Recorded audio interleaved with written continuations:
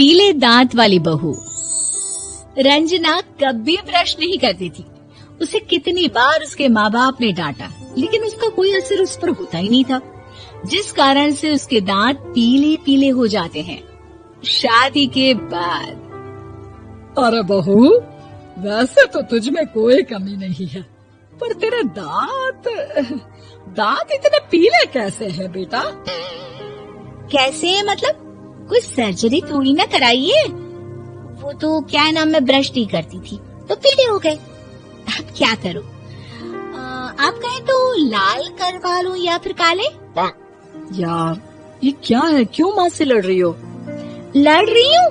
अरे मैं लड़ रही हूँ या ये बोल रही है कि दांत पीले हैं, पीले।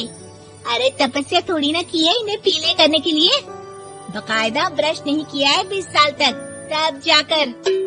छी, कैसी बात कर रही हो? ये उस वक्त तो पीले नहीं थे जब हम लोग तुम्हें देखने आए थे। अरे तब साफ करवा लिया होगा डेंटिस्ट के पास जाकर।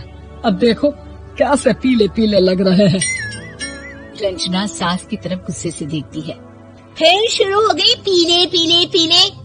अरे पीले तो तब भी थे जब मेरे हाथ का रसगुल्ला उड़ा उड़ा कर खा रही थी और बोल रही थी, लड़की नहीं गुणों का खजाना दे रहे भाई साहब।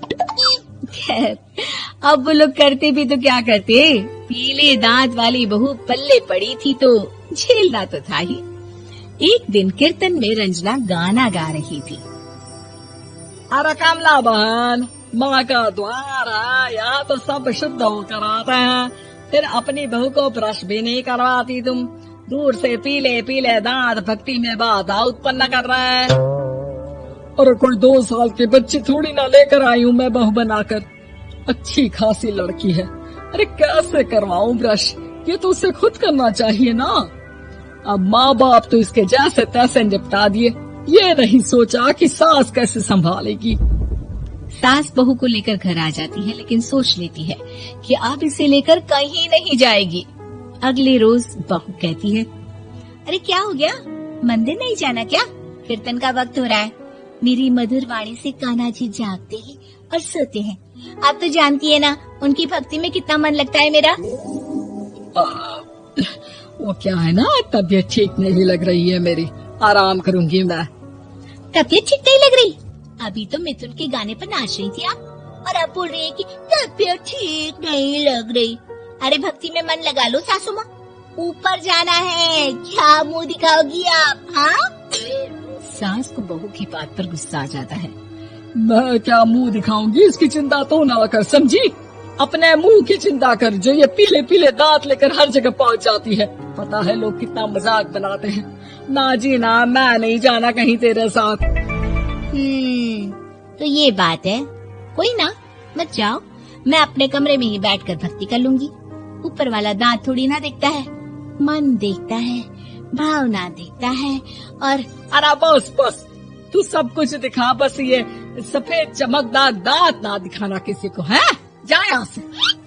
बहू को सास की बात का कोई फर्क नहीं पड़ता, वो तो जैसी थी वैसी ही रह जाती है। सुबह नहाकर किचन में खाना बनाना, फिर खाना खाना, कीर्तन भजन करना और सो जाना। एक दिन, माँ जी मैं सहेली के घर जा रही हूँ, शाम को लेट आऊंगी। हाँ हाँ तो जाना, मैंने कौन सा तेरी आरती करनी है घर पर बैठकर। रंजना सहेली के घर जाती है, जहाँ वो पार्टी में जाने की तैयारी कर रही होती है। अरे शिखा, कहाँ जाने की तैयारी कर रही है? मैं गलत वक्त पर आ गई क्या? अरे नहीं यार, उल्टा सही वक्त पर आई है। मैंने ये साड़ी और ज्वेलरी निकाली है यार, शाम को इनके ऑफिस की एक पार्टी में जाना है। बताना कैसा लग रहा है ये सब? नहीं यार, इस ड्रेस के साथ तो वो वाली ज्वेलरी अच्छी लगेगी। हाँ हाँ सही बोल रही है, मैंने ध्यान ही नहीं दिया। वैसे तो हमेशा से मस्त फैशन सेंस रखती है। तो बड़ा जाती होगी ना पति के साथ पार्टी में। रंजना कुछ नहीं बोलती, बस सोचती है कि यार काश ये बात सही हो जाती, पर मैं क्यों नहीं जाती पार्टी में? क्या इन लोगों की कोई पार्टी होती नहीं होगी? रंजना घर आती है और रात में पति से सवाल करती है, एक बात बताइए, आप मुझे किसी पार्टी में क्यों नहीं ले जाते? क्या आपके यहाँ ऑफिस में पार्टी नहीं होती? पति बेचारा क्या कहता कि दांत पीले हैं तुम्हारे इसलिए। अरे कोई पार्टी होती नहीं हम लोगों के ऑफिस में, तो कहाँ से लेकर जाऊं? और मार्केट, मॉल, कहीं वीकेंड घूमना, कहीं तो। अरे यार, सारे हफ्ते में एक छुट्टी मिलती है, तो सोचता हूँ कि आराम ही कर लूं। क्यों? रंजना मन मार के रह जाती है। पहले कभी सास के साथ मंदिर जाया करती थी, लेकिन वो भी सास ने ले जाना बंद कर दिया। घर बैठी बैठी रंजना बोर हो जाती है। तभी उसे आइडिया आता है और वो मायके जाने का सोचती है। सासू माँ, 2 दिनों के लिए मम्मी के घर जा रही हूँ। अच्छा ठीक है, आराम से जा। और हाँ, माँ से कुछ अच्छी आदत सीख कर आना कि कैसे शरीर के हर भाग की तरह दांतों की सफाई भी जरूरी होती है, समझी? शुरू हो गई ना आप। वो लोग आपकी तरह नहीं है कि छोटी छोटी बात का बतंगड़ बना दे। उन लोगों के लिए मैं मायने रखती हूँ, ना कि मेरे पीले पीले दांत। रंजना माँ को बिना बताए उन लोगों को सरप्राइज देती है, लेकिन जैसे ही वो दरवाजे पर पहुँचती है, अंदर देखती है कि घर वाले कहीं जा रहे होते हैं। अब माँ, काश रंजना दीदी के दांतों वाली प्रॉब्लम नहीं होती, तो वो भी हम लोगों के साथ चलती ना बुआ जी की बेटी की शादी में। हाँ बेटा, लेकिन अब उसे कौन समझाए कि उसको उसके पीले दांत नहीं दिखते, लेकिन उसके आसपास के लोगों को कितना एम्बैरेसिंग फील कराते हैं।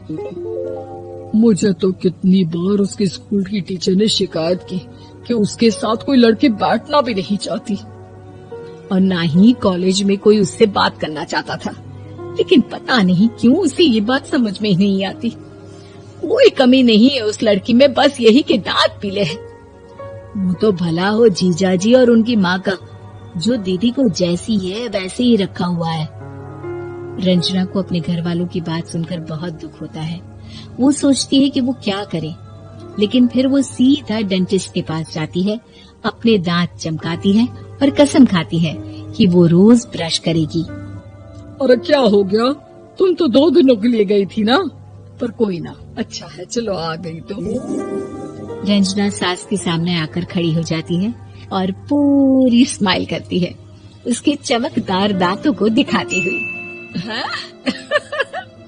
चलो मंदिर। माँ, मुझे माफ कर दीजिए, मैंने आप लोगों को बहुत एम्बैरेसिंग फील करवाया। मैं आज से रोज ब्रश करूंगी।